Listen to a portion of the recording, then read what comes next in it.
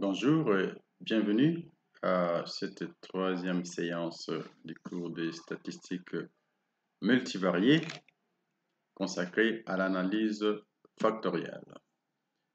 Dans ce chapitre, vous allez apprendre les concepts et motivations ainsi que la définition de l'analyse factorielle.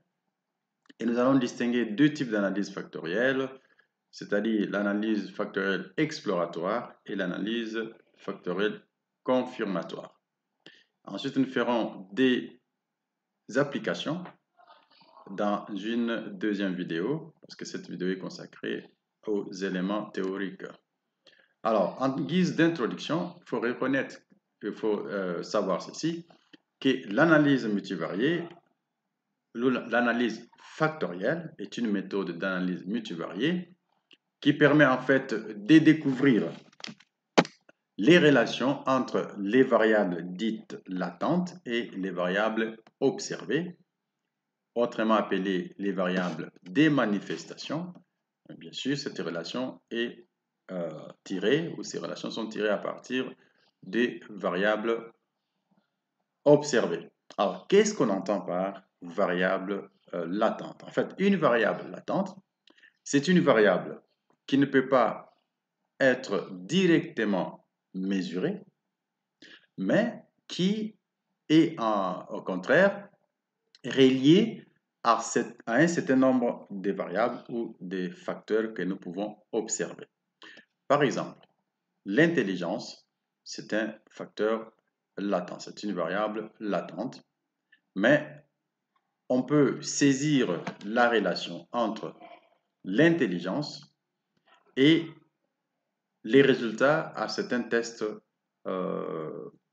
scolaires ou académiques. Donc, l'intelligence, c'est une variable latente, mais les résultats des examens ou des tests constituent des variables observées. Donc, on peut faire les liens entre les deux catégories des variables. Alors, cette analyse se fait en utilisant les modèles de régression multiples, où en fait les variables des manifestations ou les variables observées sont régressées sur les variables latentes qui ne sont pas observables et qui sont appelées les facteurs communs. Et les coefficients de ces modèles de régression sont appelés les charges factorielles. Alors, il y a dans cette chaîne des éléments sur les modèles de régression multiples que vous pouvez consulter, vous pouvez suivre la vidéo correspondante. Alors, il y a deux types d'analyse factorielle. Il y a d'abord l'analyse factorielle exploratoire, qui est en fait une investigation de la relation entre les variables observables ou observées et les variables latentes sans faire explicitement ou sans faire des hypothèses concernant lesquelles des variables de manifestation sont liées aux facteurs spécifiques. Et en laissant ainsi les données révéler la structure des variables latentes. Par contre, l'analyse factorielle confirmatoire est utilisée pour tester si un modèle spécifique, spécifié a priori, donne un ajustement adéquat des variances et des covariances qui existent entre les variables observées. Alors, sans tarder, passons à l'analyse factorielle exploratoire. Ici, on va voir le premier modèle, un modèle à un seul facteur. Donc, on va voir plusieurs variables observées, mais un seul facteur latent. Et on va également voir un modèle à plusieurs facteurs. Et on va également aborder quelques concepts, quelques notions telles que l'invariance, l'estimation des paramètres, la rotation des facteurs et l'estimation des scores factoriels. Alors, commençons avec les modèles factoriels à un facteur. Alors, supposons que nous avons trois variables que nous avons observées et dont la matrice de corrélation est représentée par cette matrice R. Donc, les variables sont x1, x2, x3, et nous les avons observées. Et ces variables permet de dégager la matrice de corrélation que voici. Alors, si nous supposons, nous postulons qu'il existe un seul facteur qui est sous-jacent à ces trois variables, alors les modèles factoriels s'écrivent de la manière suivante. Donc, chaque variable est spécifiée dans un modèle de régression simple comme une fonction du facteur f et d'un terme d'erreur. Comme dans les cas ici, nous avons chacune de ces variables qui est fonction du même facteur, mais seulement les charges factorielles, donc les coefficients dans ces modèles qui sont avec les charges factorielles sont différents. Lambda 1, lambda 2, lambda 3 sont différents et à chaque variable d'observation, à part le fait que qui s'est expliqué par les facteurs, il y a aussi une partie aléatoire qui est représentée par le terme d'erreur. Alors, ces coefficients lambda dans cette spécification sont appelés les charges factorielles, comme je l'ai déjà dit un peu avant. Et les termes U1, UD et U3, ce sont les termes d'erreur. Alors, si la variable observée est proche de la variable latente, on va s'attendre à ce que les termes d'erreur puissent assumer des valeurs faibles. Alors, pour les modèles à k facteurs, nous avons évidemment plusieurs facteurs qui expliquent chaque variable observée ou chaque item que l'on a observé, et c'est une généralisation du modèle simple ou du modèle à un facteur. Donc, on suppose ici que les relations entre les différentes variables observées, telles que cela est mesuré par la matrice de covariance ou la matrice de corrélation, résultent en fait des relations entre ces variables observées et les variables latentes, donc les variables non observées. Nous avons ici un vecteur Q-dimensionnel des variables observées, donc nous avons au total Q variables observées et aussi K variables latentes ou variables non observées qui sont dans les vecteurs F. On note ici que les nombres des variables des facteurs latents non observés est inférieur au nombre des variables observées.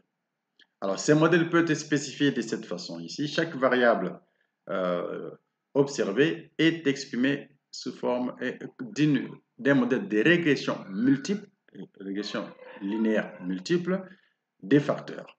Et retenez, les facteurs ne sont pas observables. C'est ce qui fait la différence avec les modèles de régression dans le sens normal que vous avez étudié dans les cours d'économétrie.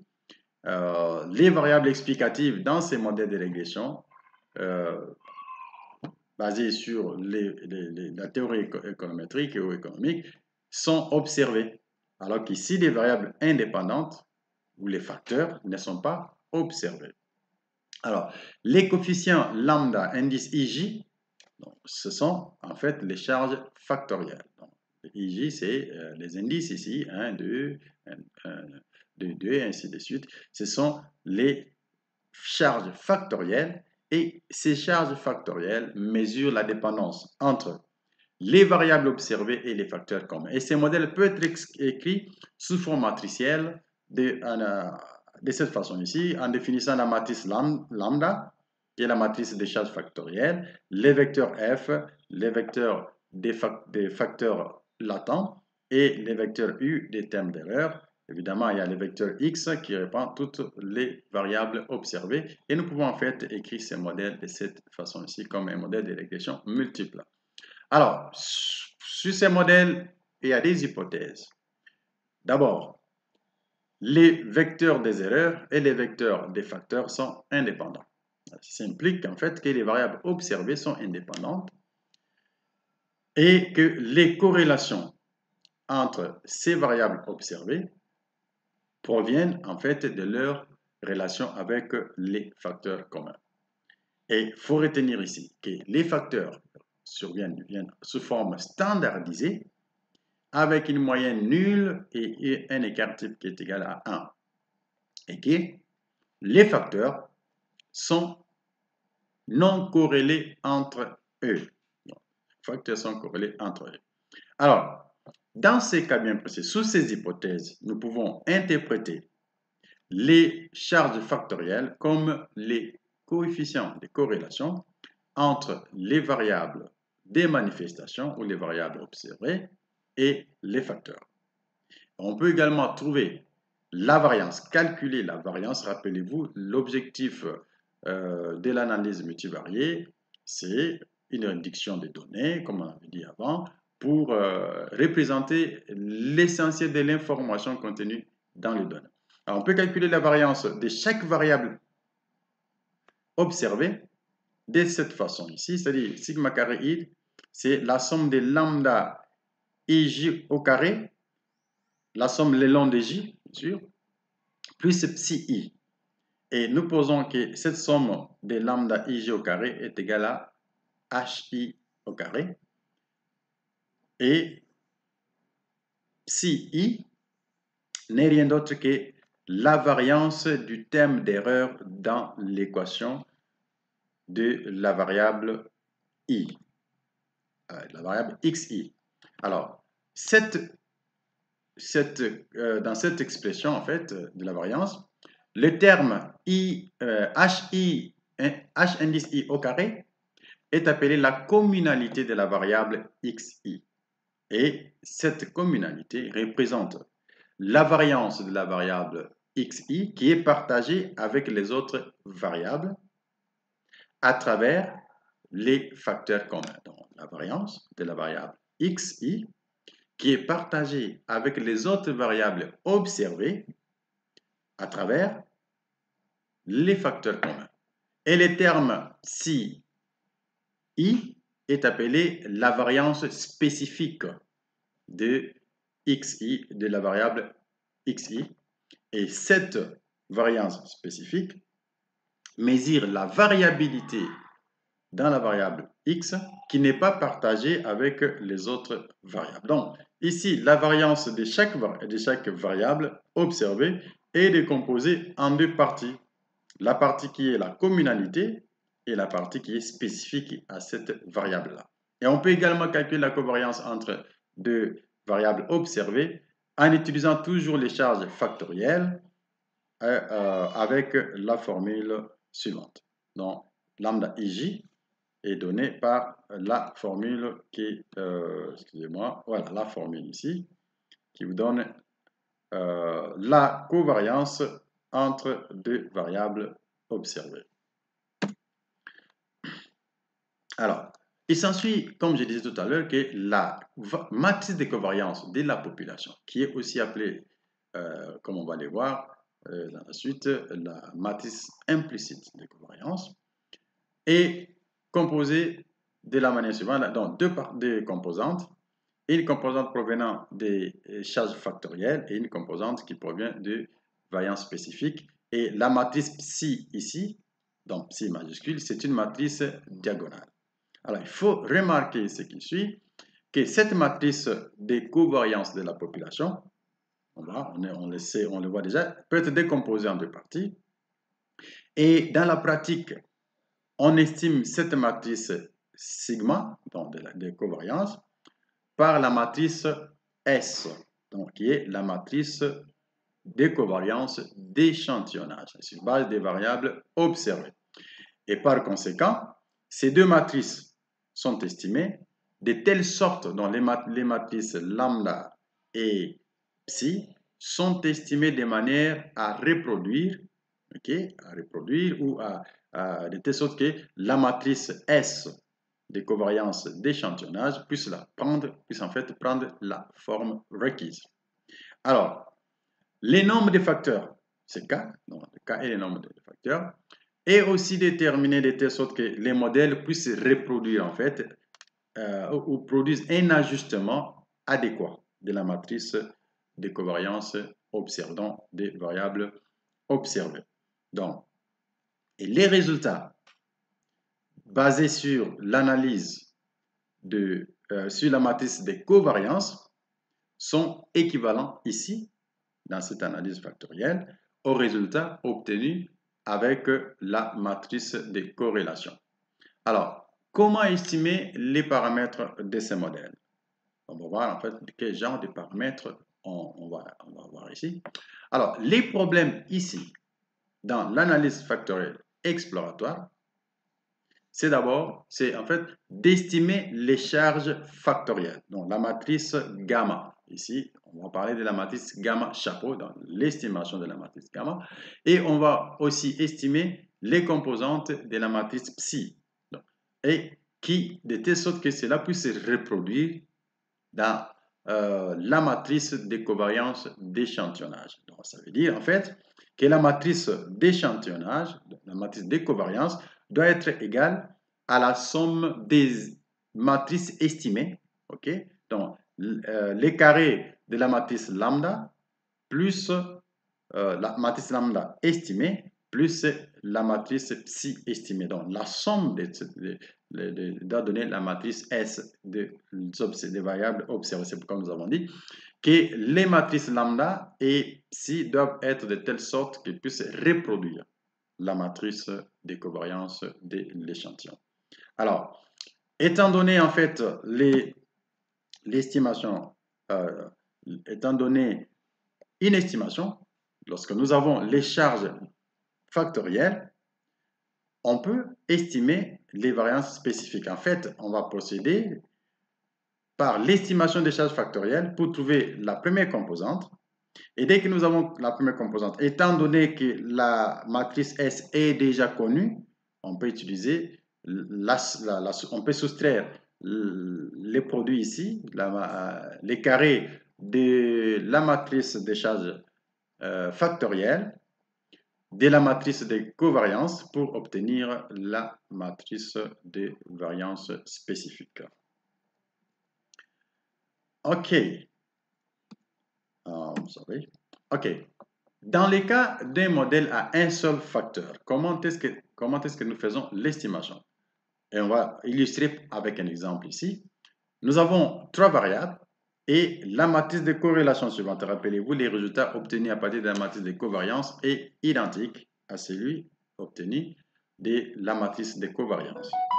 Dans ce cas bien précis, nous devons estimer au total 6 paramètres, à savoir les 3 charges factorielles et les 3 variances spécifiques relatives à chacune de ces variables. Donc, ce sont lambda 1, lambda 2, lambda 3, psi 1, psi 2 et psi 3.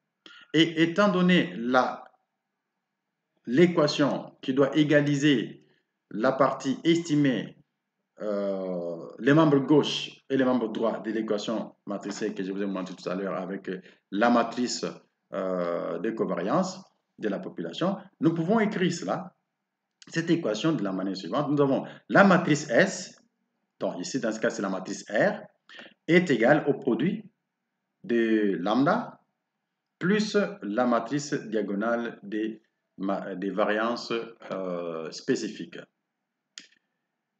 OK. Alors, ou alors on peut étendre la formule pour écrire de cette façon ici. Alors, c'est à partir de cette équation que nous allons tirer les relations suivantes.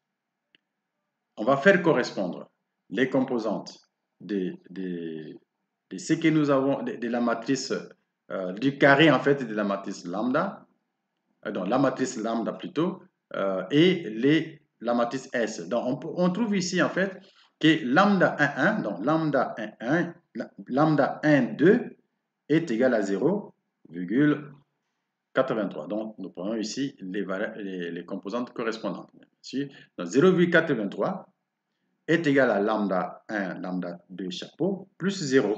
OK? Et 0,76, si vous allez là-bas, c'est lambda 1, 3 plus 0. Donc nous avons ainsi ces 6 équations qui sont là, que nous devons résoudre. Il est plus facile en fait de considérer premièrement les 3 équations qui sont à gauche de votre écran. Alors, à partir de ces 3 premières relations, nous avons les valeurs, les implications suivantes. Nous pouvons tirer la valeur à partir d'ici, de cette première équation. Nous pouvons tirer la valeur de lambda 1 chapeau comme étant 0,83 divisé par lambda 2 chapeau. Mais étant donné que nous pouvons encore tirer une autre relation en termes qui exprime en fait lambda 1 en termes de lambda 3, donc cette expression ici, lambda 0,83 divisé par lambda 2 chapeau est égal à 0,78 divisé par lambda 3. Et d'ici, nous tirons une des valeurs, soit la valeur de lambda 3 chapeau ou la valeur de lambda 2 chapeau. Ici, j'ai tiré la valeur de lambda 2 chapeau qui me donne, qui exprime ici lambda 2 chapeau en termes de lambda 3 chapeau.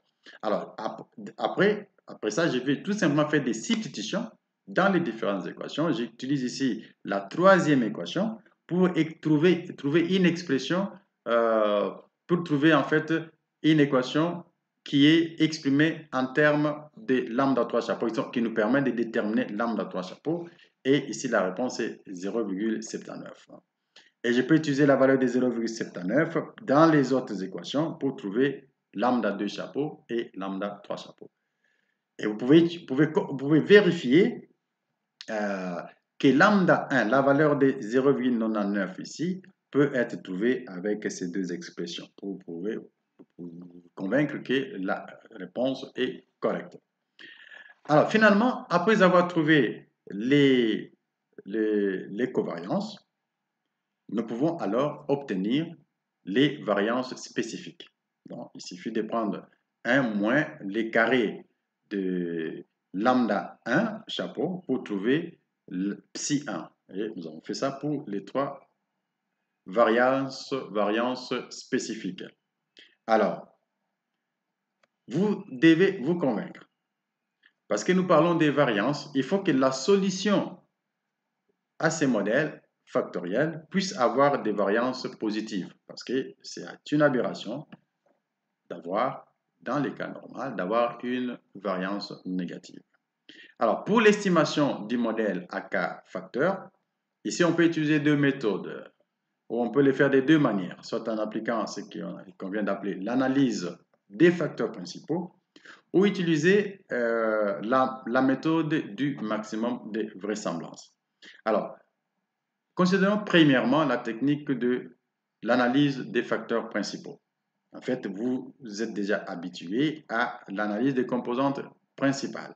Alors, cette technique est similaire, mais pas exactement la même chose, que la méthode, la technique de l'analyse des composantes principales. Et on va voir qu'est-ce qui fait la différence. C'est le fait que l'analyse des facteurs principaux n'est pas définie sur la matrice des covariances, mais sur une matrice modifiée qui est en fait obtenue à partir de la matrice des covariances. Cette matrice est notée S star. Et S star n'est rien d'autre que la matrice des covariances moins la matrice des variances spécifiques. En fait, ici, on veut tenir compte que de la variance qui est partagée par les différentes variables observées à travers les facteurs communs. Et deux méthodes peuvent être utilisées pour estimer en fait les communalités qui sont incluses dans la matrice S star. On peut soit pour une variable x indice i considérer les carrés du coefficient des corrélations multiples entre la variable xi et les autres variables observées comme étant l'estimation de la communalité. Soit considérer la plus grande valeur des coefficients de corrélation entre xi et les autres variables comme étant la mesure de la communalité. Et puis après, appliquer sur la matrice qui va s'en suivre les méthodes de l'analyse des composantes principales. Donc, ici, qui prend le nom de l'analyse des facteurs principaux. On peut également utiliser la méthode du maximum de vraisemblance. Bien sûr, pour appliquer cette méthode, il faut supposer que les variables observées suivent une distribution normale multivariée. Et sous cette hypothèse-là, la fonction de vraisemblance est définie de la manière suivante. Elle est égale à moins 1 demi nf plus d, où d en fait est une fonction des données et L, c'est la fonction suivante. Et l'estimation des charges factorielles consiste à minimiser la fonction L. OK. Comment estimer le nombre de facteurs? Parce qu'il faut qu'on puisse obtenir un nombre de facteurs qui décrit correctement les données qui sont observées. Alors, une des possibilités, en fait, pour estimer les nombres de facteurs consiste à utiliser les graphiques des valeurs propres. Comme vous vous rappelez bien, on avait parlé lorsqu'on a abordé l'analyse des composantes principales, qu'on pouvait utiliser les script plots ou les diagrammes de variables, des valeurs propres. Mais ce qu'il faut retenir ici, c'est que les variables propres qu'on va obtenir ici ne sont pas en fait les variances des facteurs, c'est plutôt les variances des composantes principales. Mais on peut également utiliser la méthode du maximum de vraisemblance pour tester l'hypothèse que K facteurs sont suffisants pour décrire les données. Compte bien sûr l'hypothèse alternative que la matrice de covariance des données n'a qu'une restriction, c'est-à-dire le nombre n'est pas égal à K. Donc, alors, dans cette logique-là, les tests d'hypothèse où la statistique du test est égale à n qui est la taille de l'échantillon, multiplié par la valeur minimale assumée par la fonction f. Donc, min f, la fonction minimale assignée assumée par la variable, plutôt la fonction f. Alors, n, je m'excuse, c'est les nombres calculés de la manière suivante, n plus 1 moins 1 demi, multiplié par 2q plus 5 moins 2 tiers k. Donc, ce n'est pas la taille de l'échantillon, c'est ce nombre ici. Alors, si l'hypothèse nulle est vraie, c'est-à-dire il faut K facteurs sont suffisants pour représenter les données, alors cette statistique de test U suit asymptotiquement une distribution de chi carré avec un degré de liberté qui est égal à V et V calculé de la manière suivante. Alors, mais cependant, on peut utiliser une technique, une méthode, une procédure séquentielle pour arriver à déterminer les nombres des facteurs qu'il faut retenir. Et cette procédure séquentielle commence par considérer qu'il y a un seul facteur qui représente, qui décrit correctement les données. Donc, à ce moment-là, on va estimer d'abord un modèle avec un seul facteur, k est égal à 1, et on peut retenir ces modèles-là si la statistique U n'est pas significative. Alors, si la statistique U est significative, alors on répète la même procédure avec K plus 1, donc avec deux facteurs, et ainsi de suite, jusqu'à atteindre la convergence, ou si on arrive à trouver que le degré de liberté devient nul, alors la solution à ce moment-là n'est pas triviale. On ne trouve pas, la solution n'est pas appropriée. Alternativement, on va dire également dans ces cas-là, si on trouve à une certaine étape un degré de liberté nul, alors on va dire que les modèles factoriels n'est pas approprié. Donc, mais si on arrive à un certain moment, pendant les processus, à remplir la condition dans laquelle la statistique du test n'est pas significative, alors on va retenir les nombres des facteurs correspondants.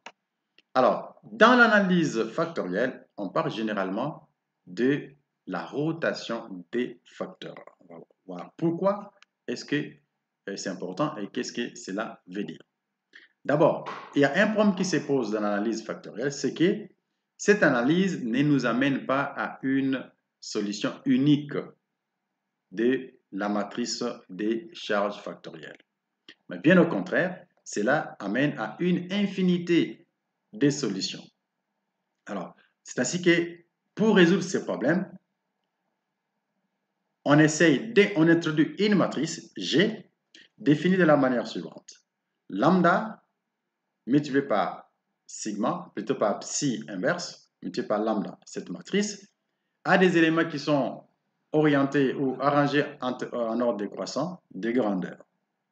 Et cette contrainte, cette matrice amène en fait une contrainte pour, cette matrice essaie de contraindre à ce que la réponse ou la solution soit unique.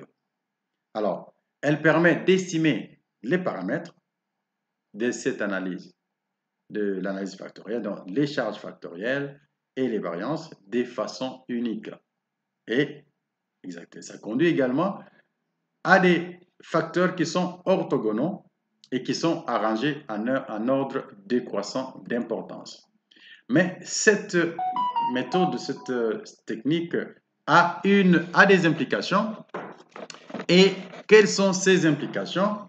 Il faut d'abord retenir que la première chose, c'est que les variables pourraient avoir des charges factorielles substantielles sur plus d'un facteur. C'est-à-dire, une variable peut avoir des charges factorielles importantes sur différents facteurs. C'est-à-dire, plusieurs facteurs peuvent se charger de façon substantielle sur certaines variables. Deuxième conséquence, c'est que les facteurs sont souvent bipolaires. C'est-à-dire, les facteurs peuvent avoir aussi bien des charges négatives que des charges positives, bien sûr à l'exception du premier facteur. C'est ainsi que pour trouver une meilleure solution au problème, on va utiliser une matrice qui est orthogonale et définir une nouvelle matrice des charges factorielles qu'on va appeler lambda star, qui est égale à lambda, la matrice de départ, multipliée par une matrice M qui est une matrice orthogonale. Alors, en faisant cela, ce processus-là, de trouver une matrice orthogonale qu'il faut multiplier avec la matrice des charges factorielles est appelée la rotation factorielle. Et pour rappel, une matrice est dite orthogonale si son produit avec sa transposée est égal à la matrice identité. En d'autres termes, une matrice orthogonale est une matrice dont la transposée est égale à son inverse. Et l'avantage de la rotation des facteurs est qu'elle permet de décrire les modèles d'une manière aussi simple que possible, sans altérer ni la structure générale de la solution, ni la manière dont les facteurs ou les modèles peuvent être interprétés. Alors, on retient ainsi que la rotation factorielle est un processus par lequel une solution est rendue plus interprétable. Alors, comment estimer les scores factoriels? Donc, ce point, c'est en fait les scores factoriels. Alors, il faut retenir d'abord que dans l'étape de l'estimation des charges factorielles, il faut commencer d'abord par estimer les paramètres du modèle. Donc, vous savez, ce sont les variances, ce sont les charges factorielles. Deuxième étape, on estime les scores de variables latentes sur chaque individu dans l'échantillon. Donc, quels sont les scores qu'on attache à chaque individu sur chaque facteur. Et il est très important de considérer les scores factoriels parce que ces scores constituent en fait un résumé parcimonieux des données originales. Et ils peuvent être utilisés dans d'autres analyses, des analyses subséquentes. On peut utiliser les scores dans un modèle de régression multiple, des scores factoriels. Et ils sont plus pertinents que les valeurs des variables observées. Et plus encore, ils sont des mesures pures des variables latentes ou des facteurs. Alors que les variables observées peuvent parfois être ambiguës. Donc, voilà pourquoi il est important de considérer les charges factorielles et la distribution conditionnelle de tous les facteurs, du vecteur des facteurs, étant donné les variables observées sous l'hypothèse normale est en fait est une distribution normale avec comme moyenne, ce que je pointe ici, lambda transposé multiplié par sigma inverse multiplié par x, ça c'est la moyenne des facteurs et ça c'est le deuxième terme, c'est la variance ou la matrice des variances des facteurs, donc la matrice des covariances des facteurs. Alors c'est ainsi qu'un moyen plausible d'estimer les scores factoriels consiste à utiliser la version d'échantillonnage de la moyenne de la distribution. Alors à ce moment-là, on prend seulement l'estimation, on utilise la matrice lambda estimée et on calcule les scores de manière empirique. Alors, là c'est l'analyse factorielle confirmatoire, plutôt exploratoire. Maintenant, parlons de l'analyse factorielle confirmatoire. D'abord, en rappelant ce que nous venons de voir tout de suite là, c'est d'abord que l'analyse factorielle exploratoire est utilisée pour déterminer si un modèle d'analyse factorielle est adéquat pour définir les relations entre les valeurs observées et c'est d'une manière parcimonieuse. Bien sûr, on a dit, elle permet de déterminer lesquelles des variables observées sont les plus corrélées avec les facteurs et également aussi de déterminer les nombres des facteurs et de comprendre la structure des variables ou des facteurs latents. Mais ici, ce sont les variables, les données observées qui nous permettent, qui révèlent en fait la structure des facteurs latents. Okay? Donc, elle nous permet en fait de laisser les données parler d'elles-mêmes pour révéler la structure des facteurs latents qui sont sous-jacents. Et notez très bien qu'aucune contrainte n'est placée sur laquelle des variables observées doit avoir une charge factorielle sur quel facteur. Et vice-versa.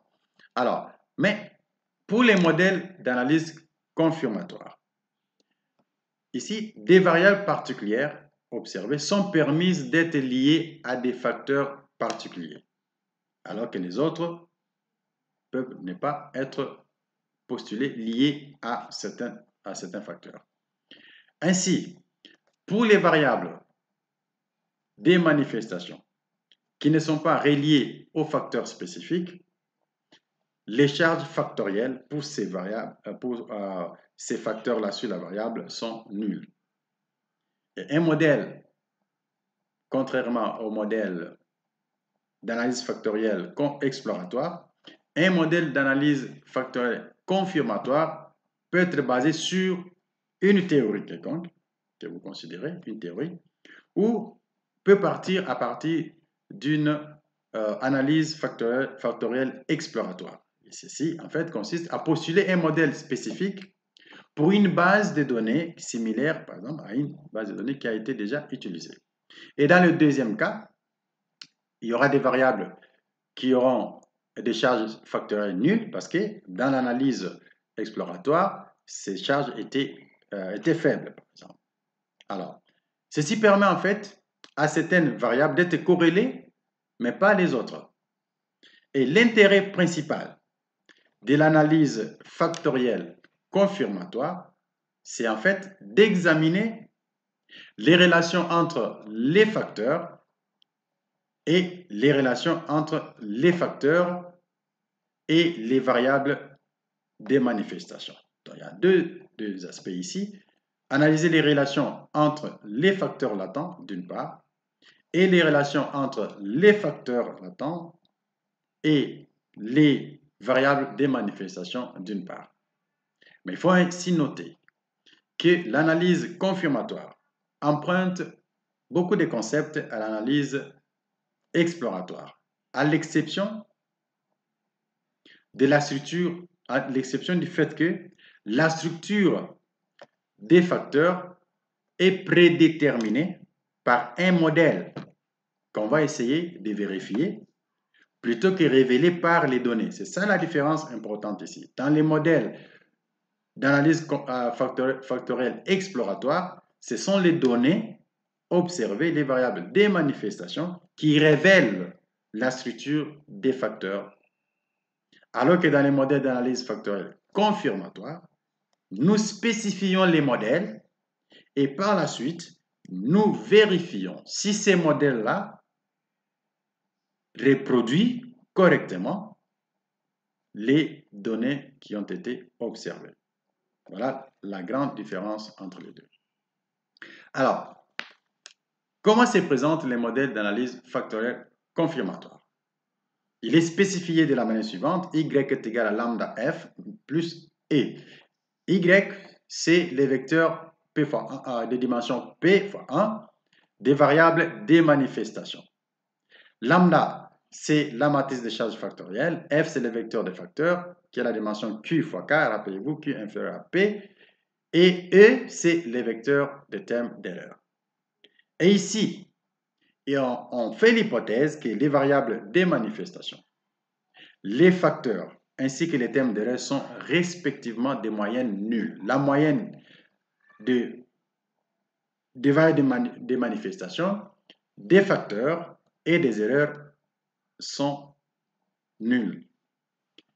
Et on suppose aussi, on postule également que les termes d'erreur sont non corrélés avec les facteurs. C'est ce qui fait d'ailleurs que nous pouvons estimer ces modèles. C'est l'absence de corrélation. Si on était dans un modèle économétrique pur, donc cette hypothèse est très importante. C'est l'hypothèse de la non-stochasticité des variables indépendantes si nous étions dans ces cas-là. Mais ici, nous sommes dans des cas où nous considérons les facteurs qui ne sont pas observables. Mais il faut noter que malgré cette spécification identique, apparemment identique entre les modèles d'analyse factorielle exploratoire et l'analyse factorielle confirmatoire, il y a néanmoins des différences importantes qu'il faut relever. Premièrement, dans l'analyse factorielle confirmatoire, point n'est besoin de faire la rotation des facteurs. Parce que, en fait, la solution, si elle existe, est unique. Deuxième différence, c'est que les variances des facteurs peuvent être différentes de 1 lorsqu'il s'agit d'une analyse confirmatoire par rapport à l'analyse exploratoire. Et les covariances des erreurs peuvent être calculées ici. On peut calculer les covariances entre les différents termes d'erreur. Par ailleurs, on peut imposer des restrictions sur les charges factorielles ainsi que sur les variances et les covariances des facteurs et des termes d'erreur dans l'analyse confirmatoire. Bien sûr, si ces restrictions valent la peine, si ce sont des hypothèses qui peuvent être testées au moyen du modèle. À l'aide du modèle, à ce moment-là, on peut imposer certaines restrictions. Et enfin, la cinquième différence, c'est que tous les facteurs ne se chargent pas sur chaque variable observée. Donc, ce que ça veut dire, c'est tout simplement que pour une variable déterminée, tous les facteurs ne se chargent pas sur cette variable-là. Donc, il y a des variables pour lesquelles certains facteurs ont une charge factorielle nulle.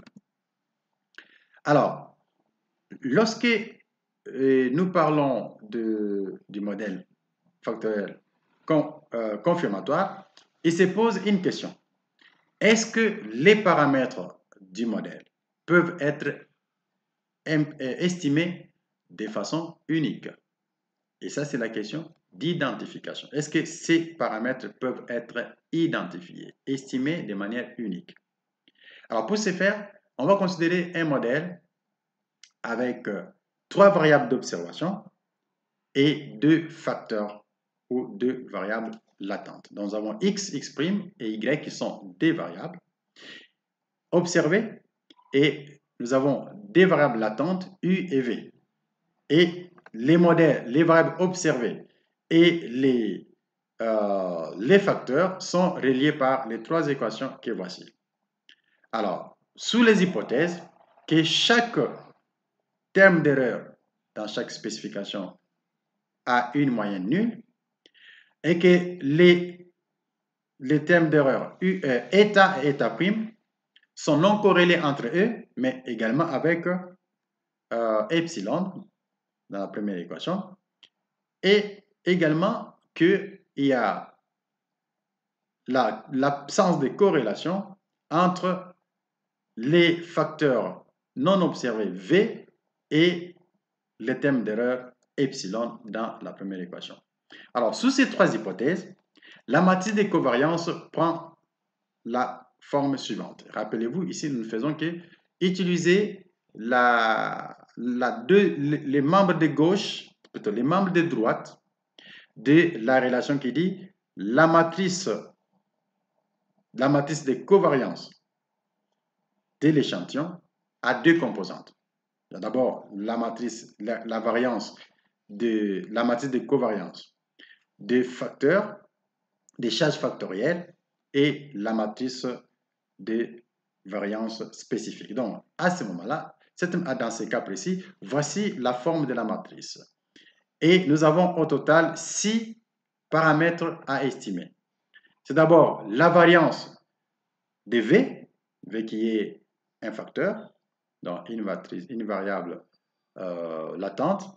Nous avons également la variance de epsilon, qui est le terme d'erreur dans la première spécification. Et nous avons phi3, qui est la covariance entre V et U. Et nous avons la variance de U, la variance de eta et la variance de eta, ce qui sont des paramètres à estimer. Alors, quand est-ce qu'un modèle est identifié? Nous dirons qu'un modèle est identifié si, étant donné 2 vecteurs de paramètres, θ1 et θ2, l'égalité sigma de θ1 égale sigma de θ2 implique que θ1 est égal à θ2. Donc, ça veut dire qu'il y a unicité de paramètres du modèle. Donc, nous avons θ qui est les vecteurs.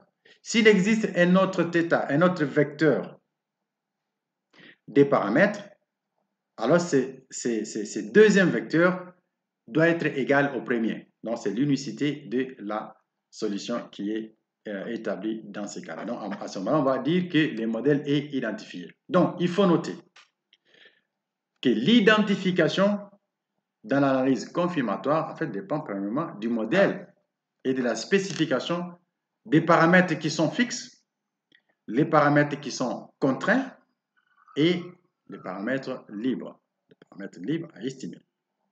Et il n'existe pas en fait une règle générale, universelle, pour évaluer l'identification du modèle.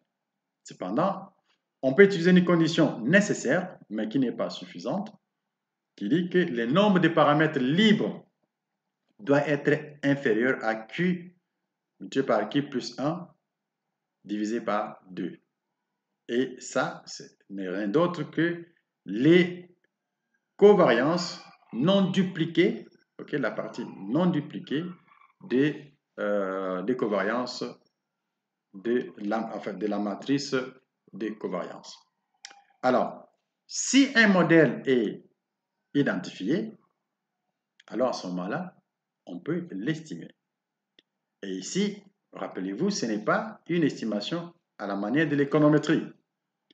Ici, on s'intéresse ici aux caractéristiques de la variabilité ou des covariances ou covariabilités entre les variables observées, mais également entre les facteurs qui sont sous-jacents aux observations qu'on a en présence. Donc, la matrice implicite des covariances, c'est une matrice de la population, comme on l'a dit, a deux composantes, dont la définition de la manière suivante, où, comme nous disons, phi et psi sont respectivement la matrice de covariance des facteurs et la matrice de covariance des termes d'erreur. Et toutes deux ne sont pas nécessairement diagonales. Rappelez-vous, on s'intéresse également aux covariances entre les facteurs, entre les variables latentes. Alors, dans cette spécification, la matrice des covariances, donc la matrice implicite des covariances, est structurée en termes des paramètres du modèle. Ainsi, il y a une procédure algébrique qui consiste à exprimer les paramètres du modèle en termes de la matrice de covariance de la population pour confirmer l'identification du modèle. Alors, ainsi, il faut noter, premièrement, que le modèle sera identifié s'il existe un nombre fini de manières d'exprimer chaque paramètre du modèle en fonction des éléments de la matrice sigma. S'il existe une façon unique, un nombre fini des manières d'obtenir chaque variable, chaque paramètre du modèle, alors on dira que le modèle est identifié. Au cas contraire, le modèle n'est pas identifié et on ne peut pas rejeter l'hypothèse de l'existence d'un nombre infini de valeurs distinctes qui sont en fait consistants avec la matrice sigma pour au moins un paramètre du modèle. Si on ne peut pas rejeter cette hypothèse-là, alors le modèle ne sera pas identifié. Alors, de manière pratique, pour que tous les paramètres du modèle soient estimés de manière unique, il est important que les données que vous utilisez puissent contenir les informations suffisantes pour la détermination unique des paramètres. Donc, la qualité des données est aussi importante. Mais cependant, il existe une règle pour simplifier l'identification. Cette règle consiste soit à fixer une valeur constante pour une charge factorielle par facteur, et généralement on pose la valeur de 1. On pose qu'une charge factorielle par facteur est égale à 1. Ou alors fixer à 1 la variance du facteur. C'est une possibilité, une règle qui permet de faciliter l'identification. Et une fois les modèles identifiés, on peut l'estimer. Ok, on l'estime. On peut estimer les paramètres du modèle.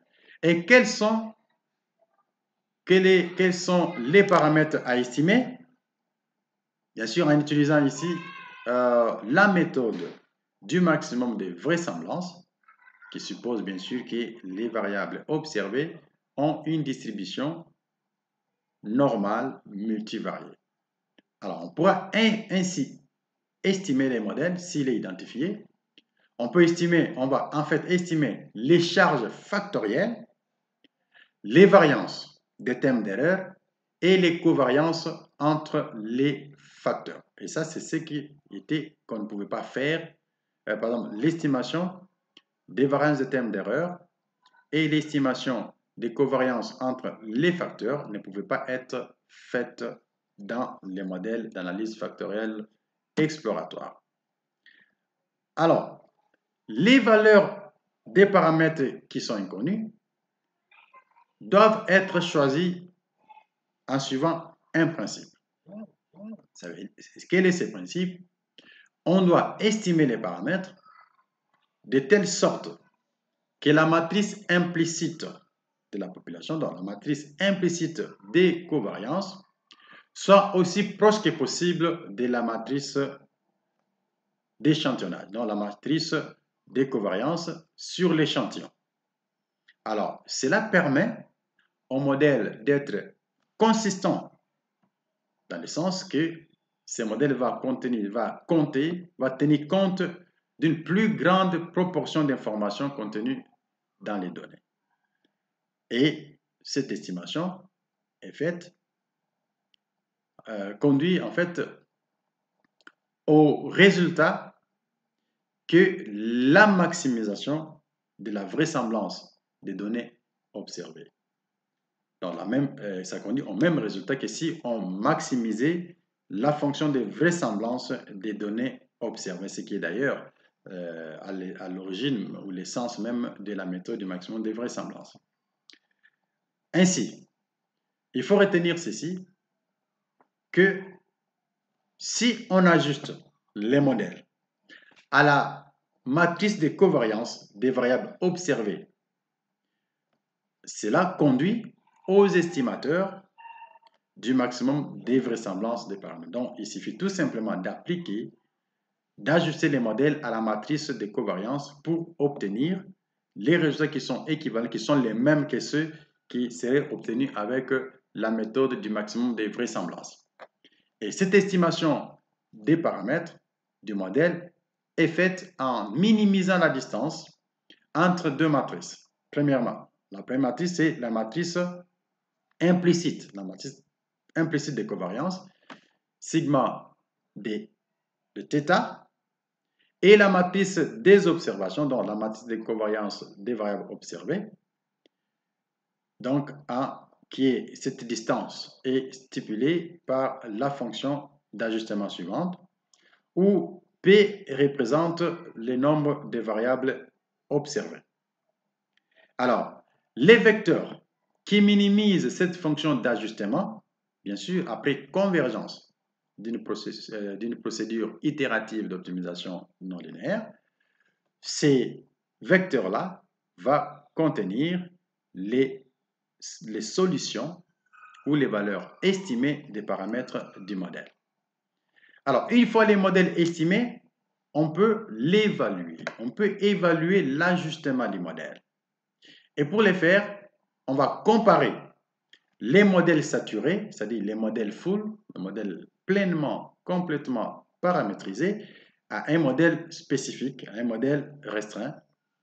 Alors, ainsi, sous l'hypothèse que les modèles reproduisent parfaitement la matrice de covariance de la population, nous avons la statistique du test qui est définie de la manière suivante. T est égal à n-1 multiplié par f min.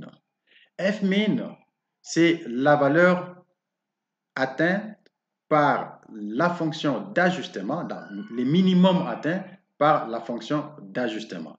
Et n, c'est la taille de l'échantillon. Et le degré de liberté, c'est n-1.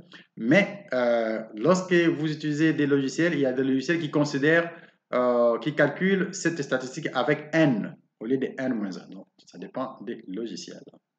Alors, sous l'hypothèse nulle, alors la statistique T, aussi appelée l'indice de chi carré pour l'ajustement du modèle, suit en fait la loi de chi carré avec comme degré de liberté P multiplié par P plus 1 divisé par 2 moins S, où S est le nombre de paramètres du modèle. Donc, la statistique du test est une Q carré.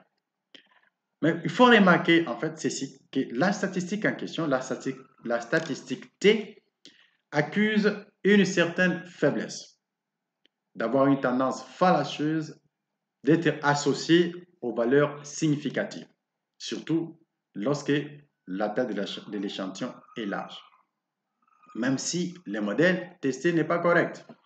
C'est ainsi que pour pallier à cela, on recourt à certains indices alternatifs, parmi lesquels il y a un certain nombre, mais parmi lesquels il y a la racine carrée de l'erreur moyenne d'approximation, ou le root mean square error of approximation, qu'on va noter pi, et l'indice de la bonté de l'ajustement. Alors, l'indice pi est calculé de la manière suivante et défini premièrement comme étant la mauvaise qualité d'ajustement par degré de liberté et sa formule est donnée par la racine carrée de t-2, t-d, d c'est le degré de liberté, divisé par d multiplié par n-1. Donc ça c'est les calculs. Alors comment savoir si l'ajustement est bon? Si pi est inférieur ou égal à 0,05, alors on a un bon ajustement. Et si pi est compris entre les valeurs 0,05 et 0,08, alors on a un ajustement raisonnable. Mais si la valeur de pi est supérieure ou égale à 0,1, alors la qualité de l'ajustement est tout simplement médiocre. Nous avons également un deuxième indice, c'est l'indice de la qualité d'ajustement, Goodness of Fit Index, qui est basé en fait sur les ratios de la distance entre deux modèles.